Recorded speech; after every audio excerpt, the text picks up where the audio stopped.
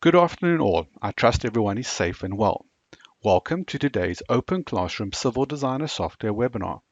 For those of you who have missed any of our previous webinars, please remember that all our past webinars are posted on our website under the Services pull-down menu on the FAQ page. We have now taken this one step further and created a large amount of searchable FAQ videos from the library of full webinar videos. This, so if you're looking for something you remember from a past webinar, you should be able to find it far more easily. This morning we posted the short FAQ videos we created from last Friday's Design Center webinar.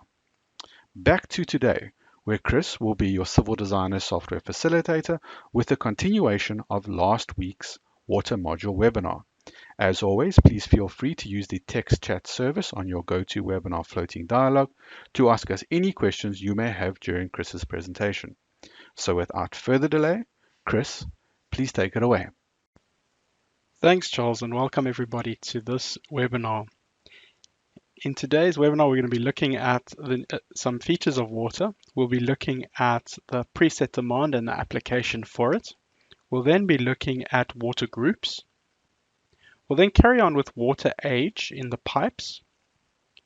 We'll be looking at resolving hydrants that haven't passed the test and how to get the flows to those pipes, to those hydrants. We'll then be looking at checking our geometry and our connections to see how we can fix any errors within our network.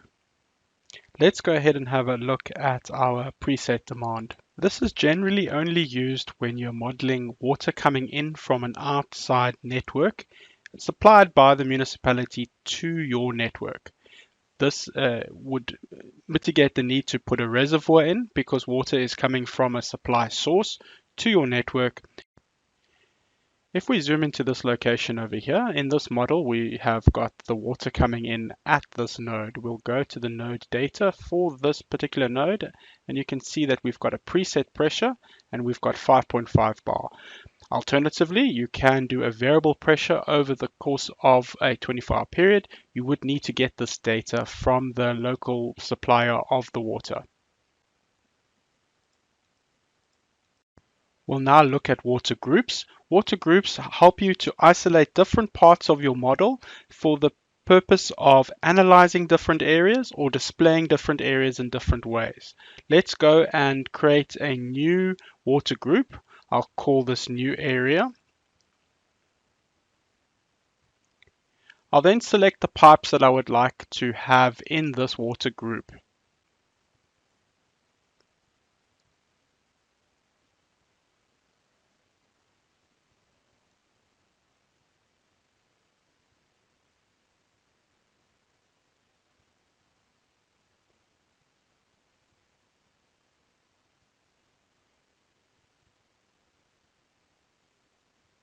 Great, I can now go and add these to the group. I'll choose the selected to go to that group, and I'll choose the group that I wish to have those in.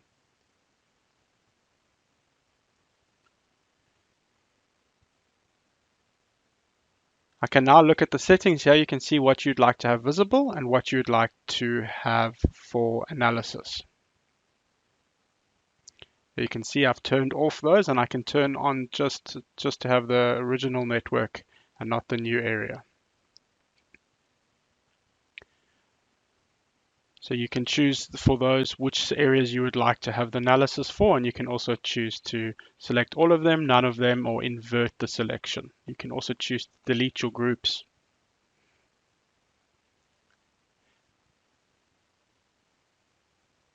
I'll now have a look at the display settings for groups.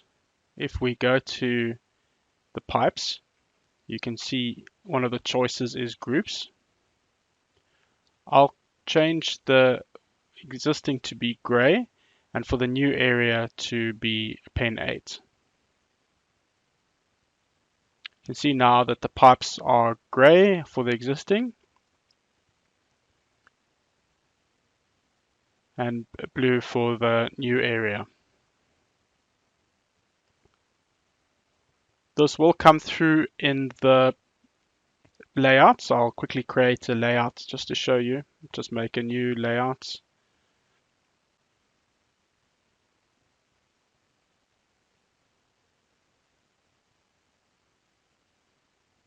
Don't have to plot that one, and we don't need the list for now. We don't need any of the information now. Here you can see the list, and you can see that the other pipes of the other group are in a gray pen, while these pipes are in a blue pen 8.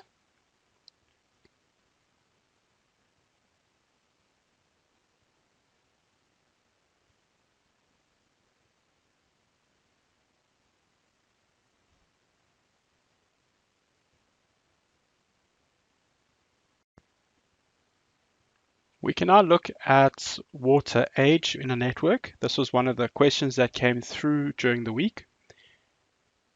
I'll go through to the analysis and I'll do a time simulation. I'll then choose on water quality, and we can choose to have age being analyzed. We can then run the analysis.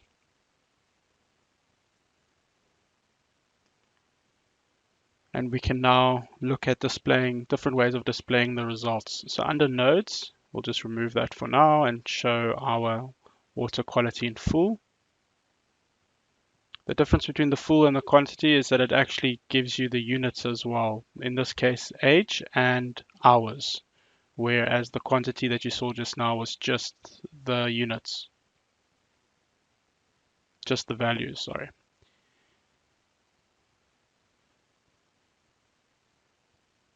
So I'm just going to zoom in over here and show you. Here you can see that the age of this water is 3.8 hours. However, you always remember with water, you need to look at what time of day are you viewing this at. So here you can see it changes throughout the day, but you can look at it in terms of a graph as well. So if we go over to the age, you can see that during the course of the day, especially at night, the water starts to age.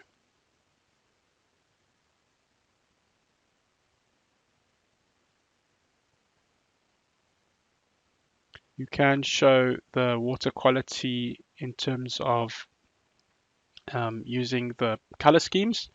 I'm just going to change water that's fresh to be green and water that is old to be red. And I'm just going to choose a more appropriate increment to use.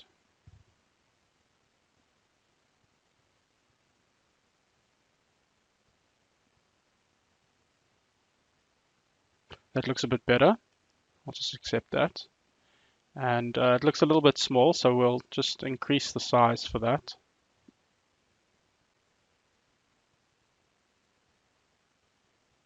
Just for schematically viewing this, I'm just going to change the size to be a little bit bigger.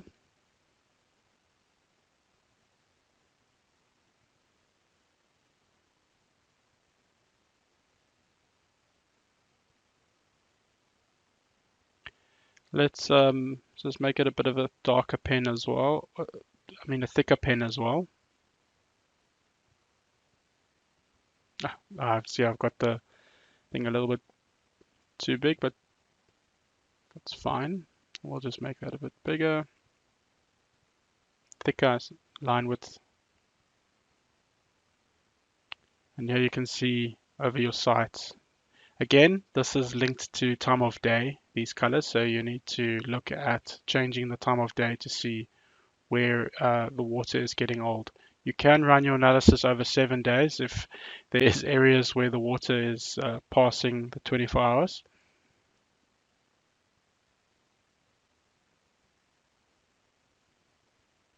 And we can look again at the age over 24 hours in this particular application.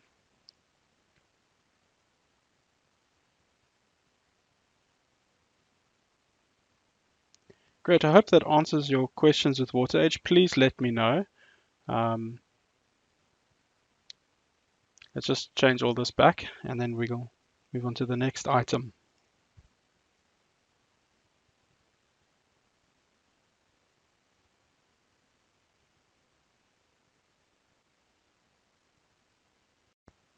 I got some questions about the fire hydrants and how to get the fire hydrants to actually start working afterwards. Now, there are different ways of resolving this. One is to increase the pipe size, but we've also got to look at pressures as well. That could also be a way of resolving it. Let's just put the fire hydrants on, and I'm just going to change the to switch on the colors. Here you can see we've got those hydrants that didn't pass their test. I'm just going to quickly run the analysis again, and then I'm going to run the fire flow analysis as well. Here you can see we've got all the error messages. Now I did go and quickly just put in along this route a 400 pipe just to start off with. We don't have enough time, so I just throttled it with the 100 mil pipes going into the new section. So we'll change that to a 400 now, just coming in and connecting up with the other 400 pipes. I'll change that one to 400 as well. Now, 400 is not the golden rule, please. You need to, with more time on your hands, you could find a pipe that is more economical. Just running the analysis again, I'm going to run the fire flow analysis as well. And here you can see the error messages are gone, and also all the hydrants that have passed, as you can see, they're no longer failing their test. So that is the way I would do it. There, please let me know how you would get your fire flows. Maybe you would up the pressure. Not always possible. Different ways to resolve that one. I just want to look at checking your connections throughout. We have got automated ways of checking your connections. So if I go check connections under the tools menu, you'll see that I've got two that haven't actually made a connection with the rest of the network. If we look at this node here and we pick it up and move it, so I was going to try and pick it up. There we go. And I'll just move it to the side over here. You can see the rest of the network hasn't actually updated. I'll just quickly press spacebar to bring up that other dialog, and we can use the connect feature, which will connect it to the network. It's actually jumped to the next one that has issues, and we can say connect as well. We can then close this dialog, and you can see now, well, this one is now connected to the network as well. If I select this node and I move it, you can see everything updates. I'll just Control Z that and move it back to the original location. So that's how I resolve the error check, but there are other errors checking that you can do. You can look at duplicates and check crossings, making sure that your crossings are actually using a crossing T. Cool. I hope that resolves all the issues that or questions that you had during the course of this webinar. Please send more questions to me and I'll definitely bring them up in the next webinars. Have a great day further. Back to you, Charles. Thank you, Chris. That was great. And thank you to all who attended today. Have a great afternoon. See you all back tomorrow at the same time and same place for part 2 of Cameron's setting up a new project in Civil Designer. Thank you and goodbye.